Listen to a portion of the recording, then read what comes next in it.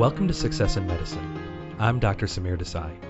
On this episode of the podcast, I'm excited to have Showly Nicholson on the show. Showly is a graduate of Harvard and is now on his way to medical school. He was fortunate to receive multiple acceptance offers from some of our nation's top medical schools. And he recently heard the news that he's been waiting for. He got into Harvard Medical School.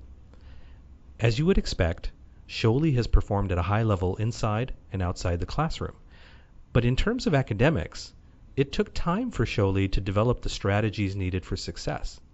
And he's been sharing these strategies on his website, ambitiousstudent.com, so that others can benefit from what he's learned. I asked Showly to be our guest today so that we can hear more about his journey to medical school. This will be a two-part series in which we focus on academics. You'll learn some very specific strategies that you can begin implementing today to boost your GPA and achieve your desired MCAT score. Showly, thank you for joining us on today's episode. Dr. Desai, thank you for having me. I'm really excited to be here. Well, we are excited to have you. And first, I just want to say congratulations to you. At the time of this recording, you had been accepted to 6 medical schools. That is quite an accomplishment. Yes, thank you. This cycle has gone really, really well. I can't say that I expected it to go this way, but I could say I am sleeping well at night, having at least one. You know, once you get the first one, everything else is frosting. So I did apply. I applied to 21 schools, and I attended 11 interviews. And so far, I've heard from 7 schools, and I've gotten into 6 schools and waitlisted to 1 school. And still waiting to hear from a couple more coming in March. But it's really a fantastic feeling to be in this position. It's also really motivating because I feel like, you know, a lot of the experiences and shortcomings, especially that I've had in the past and had the opportunity to learn from, matter more now that they've kind of had positive results. And I'm excited. It motivates me and excites me even more to be able to share those things with other students. Definitely, and I do hope that you continue to get some more good news in the future, and the school that's at the top of your list, I hope that school comes knocking on your door and you get that offer you've been waiting for. I hope so as well, Dr. Desai. I think I might want to mention as well, if you don't say this enough, that the medical school interview book was really incredibly helpful throughout this process. You know, sometimes it's great to hear something from someone else versus the person who wrote the book. I used the book a couple months before even applying through my primary application. And it was helpful just to get an idea of what was important to look at even months before an interview. And then before an interview, it was, you know, the statistical foundation of it is really, really useful and really informative in the quotations you use. So the students, you know, think you're just saying positive things about this book because you wrote it, then please listen to me. Well, I thank you for that, Showly, and your feedback. That does mean a lot to us. I mean, the reason we wrote this book is to help students overcome the challenges of the medical school interview process, and it is so very, very difficult, and it is the most important thing in this whole process. And so thank you for sharing that with me. Yeah, of course. Yeah. Now, I want to start, Showly, by just asking you to tell us a little bit about yourself. So I come from a lower socioeconomic status background. Neither of my parents attended college. My mom's from Japan. She actually never graduated high school in Japan. But throughout, you know, we have a close-knit family, and, you know, as time went on, they started to realize the importance of education. And while they may not have had the chance to make the most of that opportunity, they knew that they wanted me to understand how important education was and for me to make the most of it. I remember in particular, when I was younger, I believe it was in grade school or even a few years before grade school, one thing my dad said to me, I had this coloring assignment that I brought home for homework, and the image was of, you know, a farm, coloring, you know, we had to color the cow and color the grass in the barn. And I remember being really kind of excited about finishing this assignment and showing my dad how well I colored the picture. And he asked me, you know, why didn't you color in the lines? And that's one of my first memories of me realizing that, school is not just something you go and do because that's the way life works. It's actually, from a young age, I kind of, figured that school is something you want to do well in. It's something you want to try and do the best that you can in, and figuratively color in the lines no matter what grade we're in.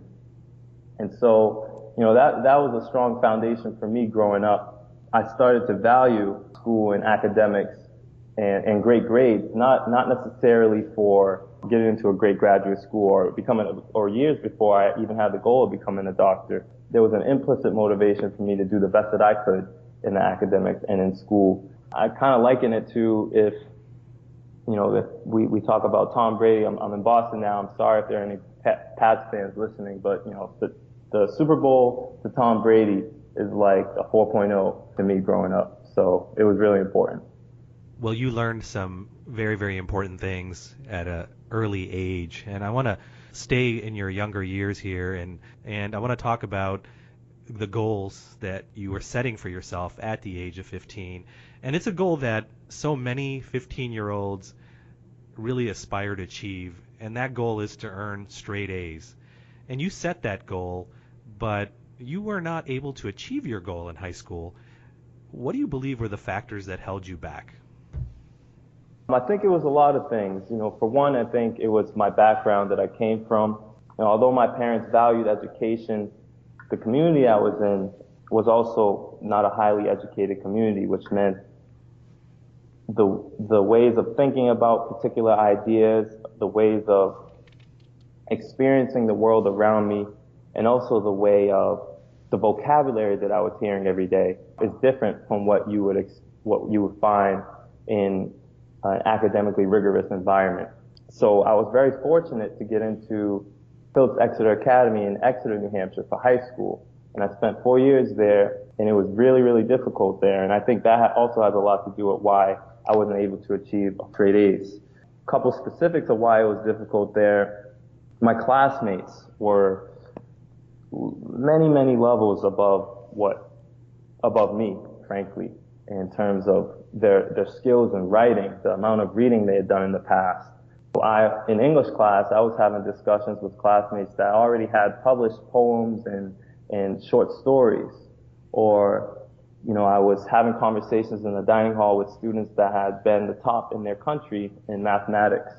And you can imagine how difficult it would be to be in the classroom with these students and to, not coming from an academic background to earn something that's worth an A, that has the value of an A, that compares to the work that they were doing.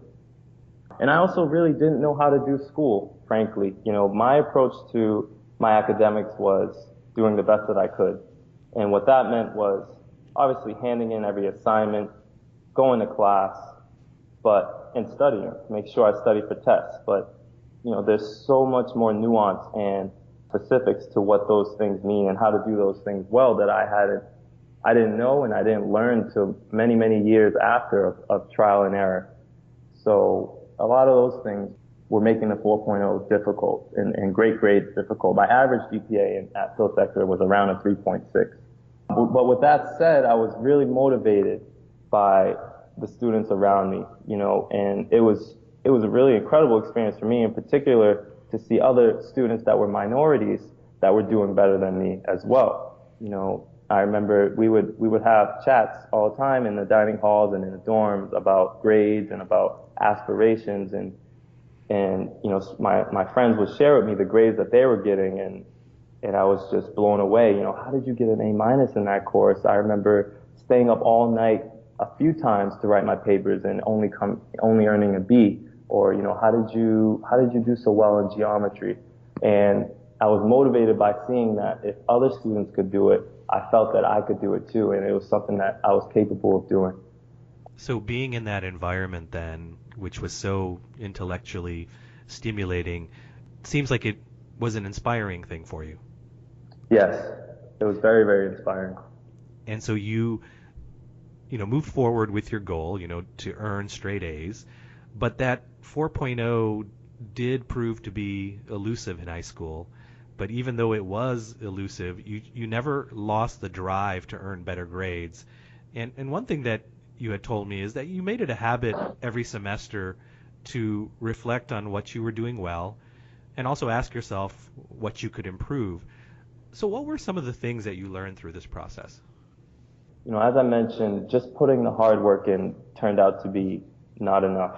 And it took about a year and a half or so for me to realize it's not a matter of how hard I was working, how hard I was studying for me to improve my grades. And I needed to actually take a closer look at what I was doing in these classes and what were the bottlenecks or what were the limiting steps that were keeping me from doing really well.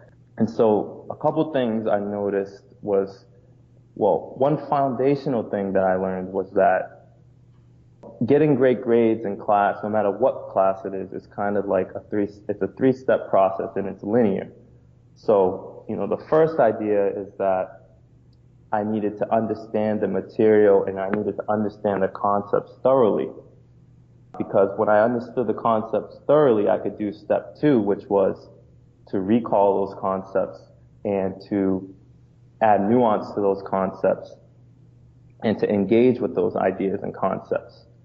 And then after step 2, if I had that ability to really kind of digest the material and not just understand it, but to dive deep into it, then I could easily replicate the material on the questions on exams and on tests and on quizzes and on homework assignments and in class. And that process is really, really fundamental and really important to getting great grades, because if there's a missing step, it's hard to reach the end goal of the strong grade of replicating it on an exam. And so with that new understanding, I made sure that I realized that I had to make sure I knew the material in class. I remember in physics, I took physics as a freshman. They offered it to freshmen, and I wanted to try something different. And it was way above what I was expecting, and academically it was very difficult. And in hindsight, a couple years after that, I realized that, because I didn't have a strong familiarity with mathematics of physics, and so I had a lot of difficulty really understanding those concepts, and that's why I couldn't really engage in class, and that's why I couldn't reproduce that information on the exam. Another thing that I learned in reflecting back on my semesters was the importance of checking answers on exams. I always made minor mistakes on math quizzes, and I would see, a week after or 2 weeks after when I picked up my quiz again just to skim over it, that, okay, wow, here's 5 points that I could have gotten back had I not made that small mistake. And once I noticed that, I started checking my answers, and I also started going back to my teachers after seeing how they graded it to get more points back. I noticed that, okay, they took off a point here, but that wasn't necessarily a mistake because of this, and this. And that was another way that I learned that I could slowly make minor adjustments to boost my GPA. I learned about time management and energy management using resources like other books, internet, and my classmates that were, because they were so much smarter than me, I could use them as a resource to help me do better as well.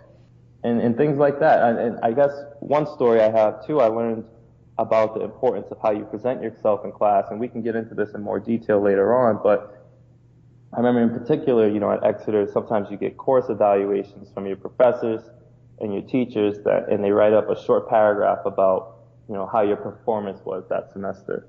And I took a chemistry course, and I still remember his name. His name was Dr. Ward. He was a really phenomenal teacher, and he inspired me to continue to study science. And I thought I would major in chemistry in college, but that's a totally different story once I had my first exam.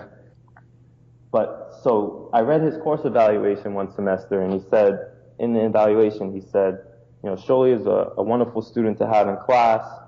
During class, I can see by the way he looks at me while I'm talking over the concepts and his body posture that he is really thinking deeply about what we're discussing, and he really has a motivation to learn. And that was something I was doing, I didn't realize I was doing, because my goal was just to learn and to get the best grade that I could. But seeing that from the teacher's perspective helped me realize that how I presented myself and my participation in class was also important to not just how I learned, but to how my teacher saw me and ultimately the outcome of my grade in that class as well.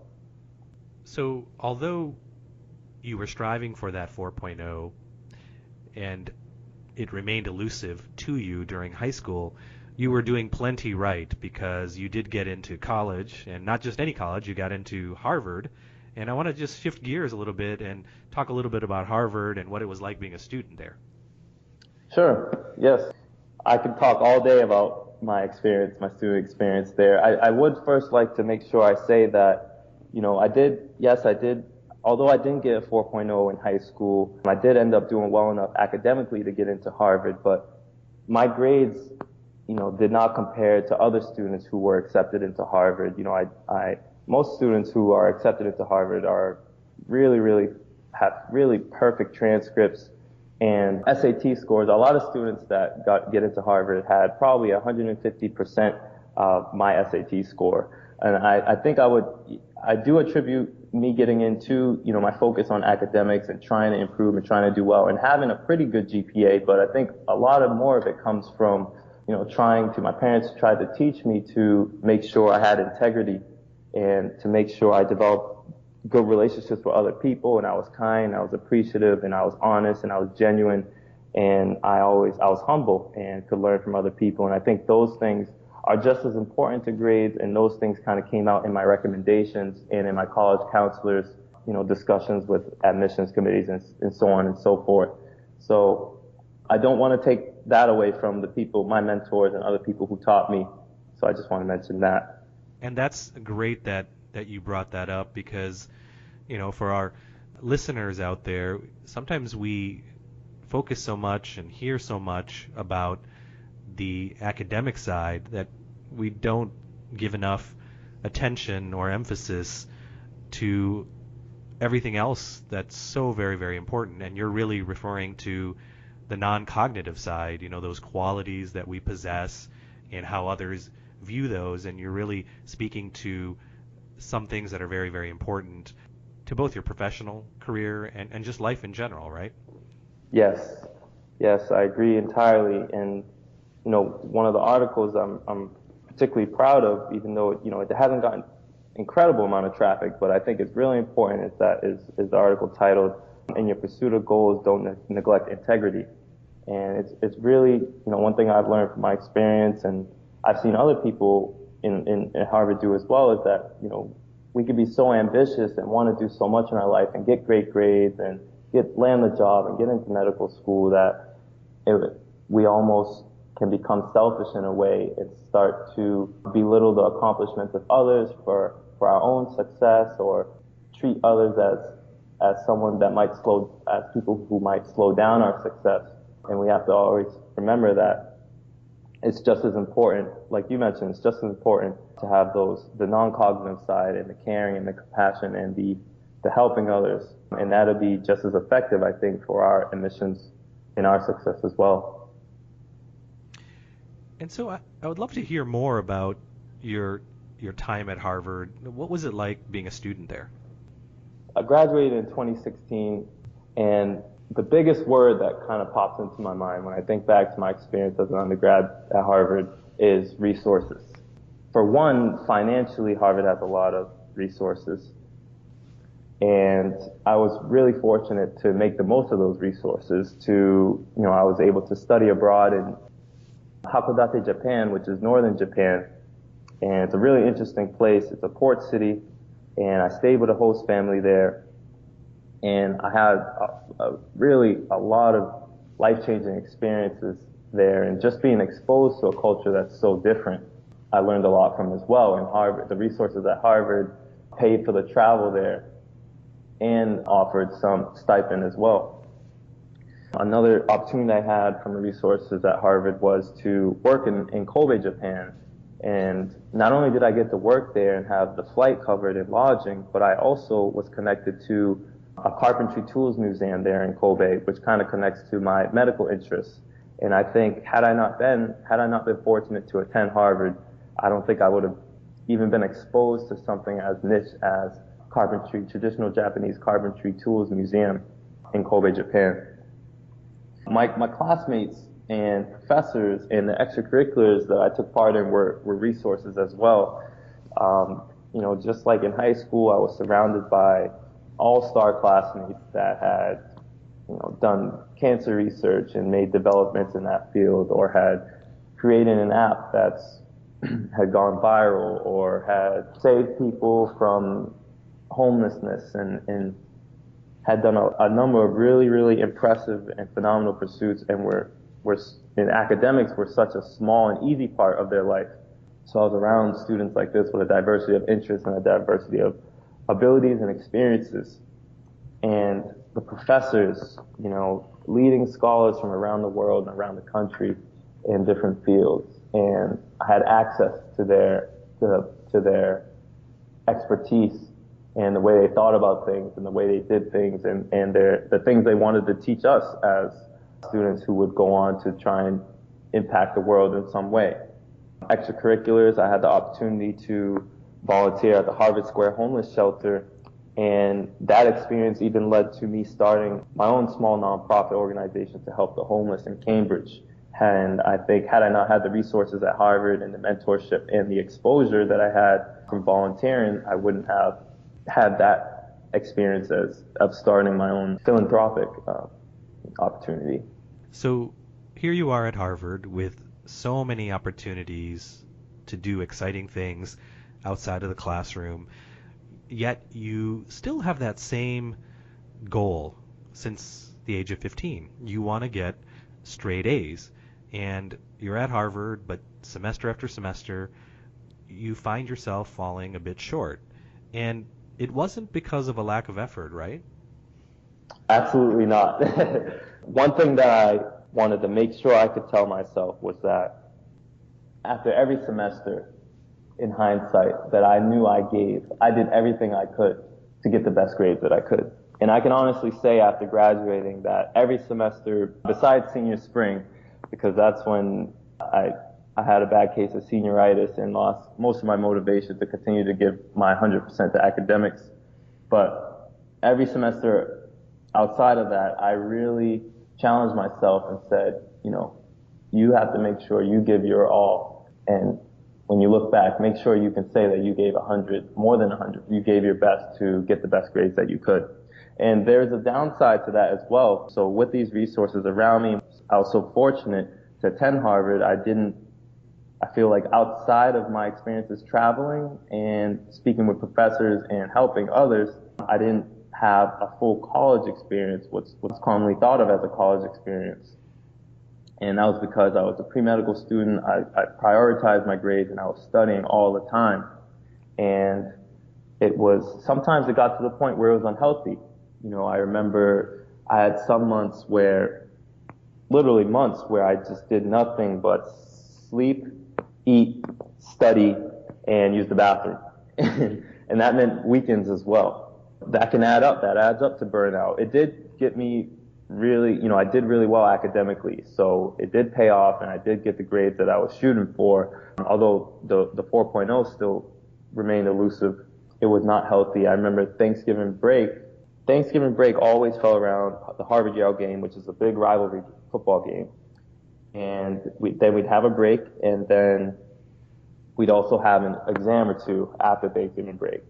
So the timing of it was not conducive to me making the most of my vacation. So I always used Thanksgiving break to study a lot. And in particular, one semester when I was taking organic chemistry and human anatomy and physiology, I remember spending the entire Thanksgiving break just studying every single day from morning till night.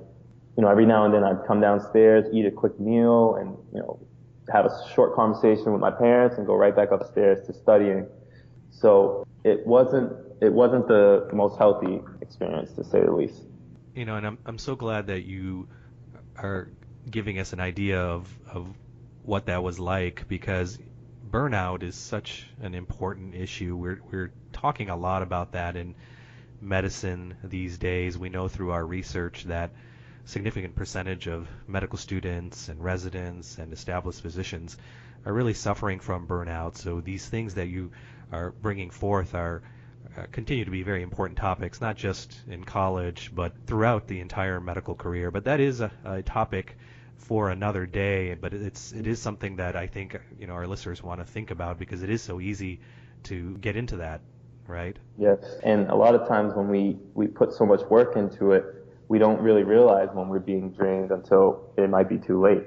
Definitely. And I want to get back to your goal because in your senior year, you did it. You got all A's. And not only did you get all A's, you took the MCAT and scored at a very high level, achieving 85th percentile on the exam.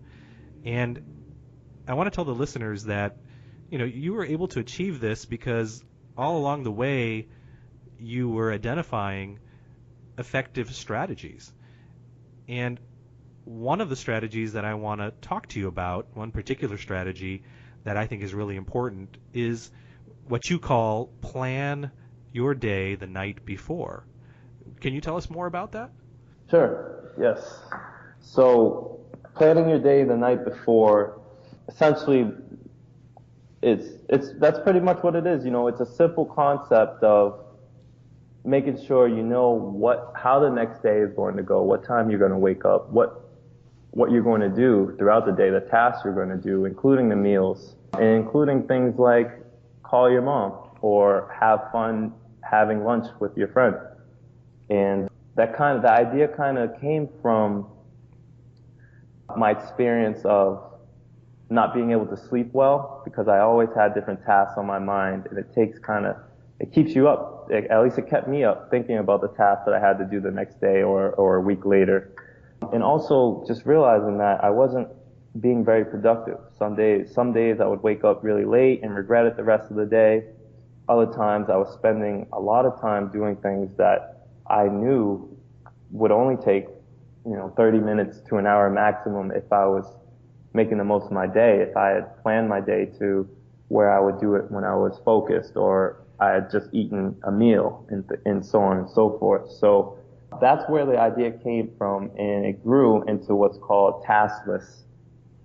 And this is something that has really, really helped me in my academics, and I feel like it's made my life it's helped me get more out of life in making the most of each day as well.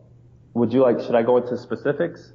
Definitely, because I believe that a lot of students are not in the habit of making these task lists. I work very closely with medical students and residents as a faculty member at the Baylor College of Medicine, and one of the questions that I get asked a lot is, how can I get everything that I have to do accomplished?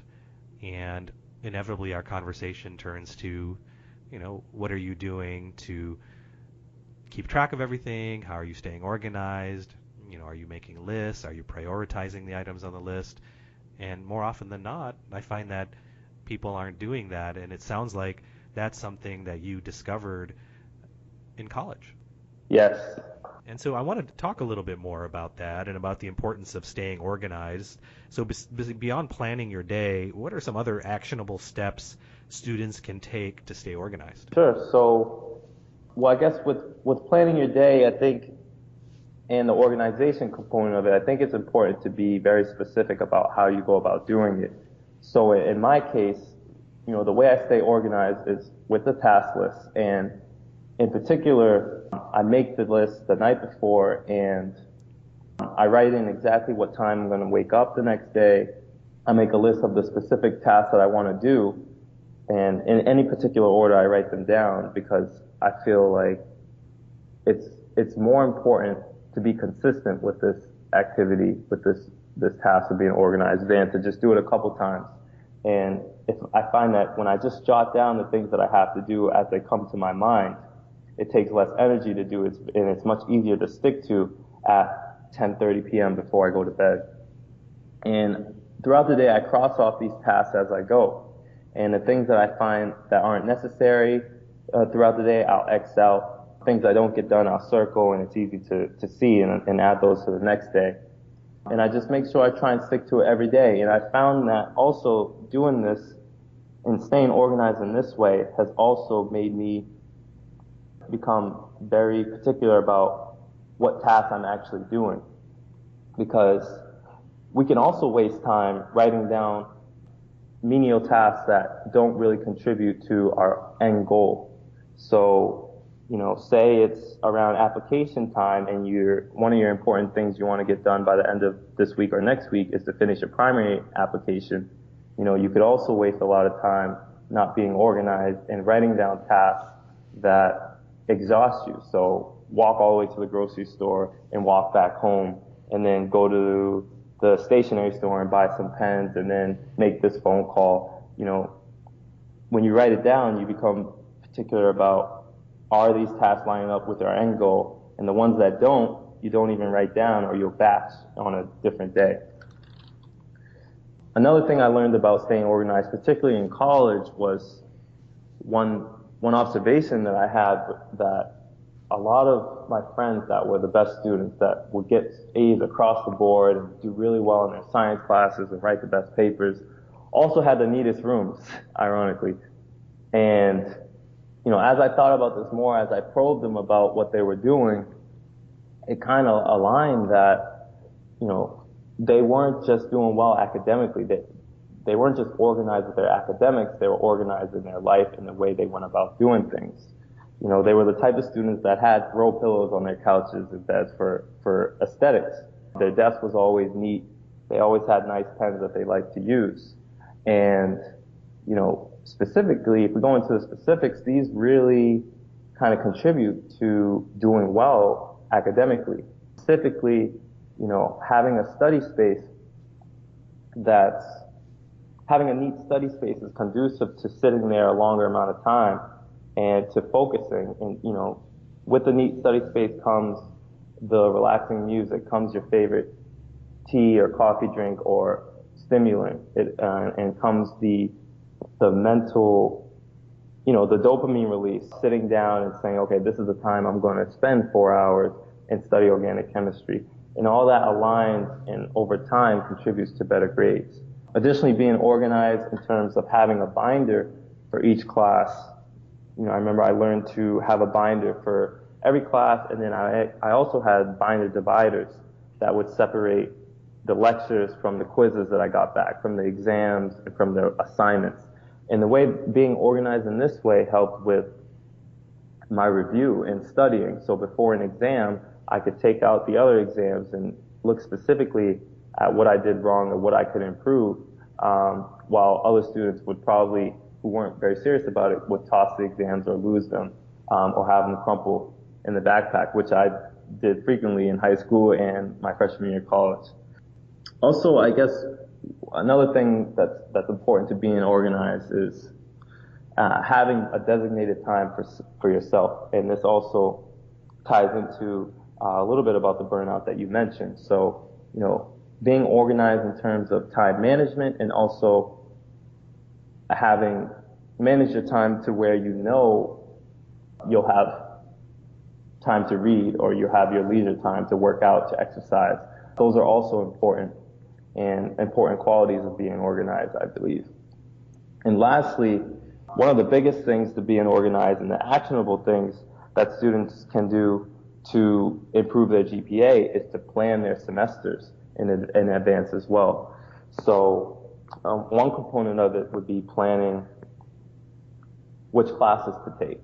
And I remember I used to make sure I had at least one class per semester that I knew I would do really well in, and balance that out with a class that was very difficult and I'd need to spend more time studying in. And the other two, I would either do the same or take 2 medium difficulty classes.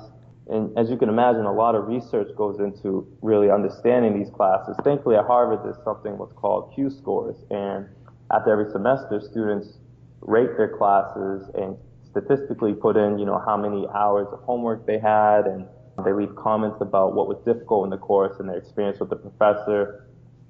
And that was all compiled into a survey, and I used these things. I spent hours and hours looking at these to really plan my semester and balance out what classes I was taking, because I didn't want to overload myself, and I wanted to be able to give the attention, effort, and focus to classes that needed it most.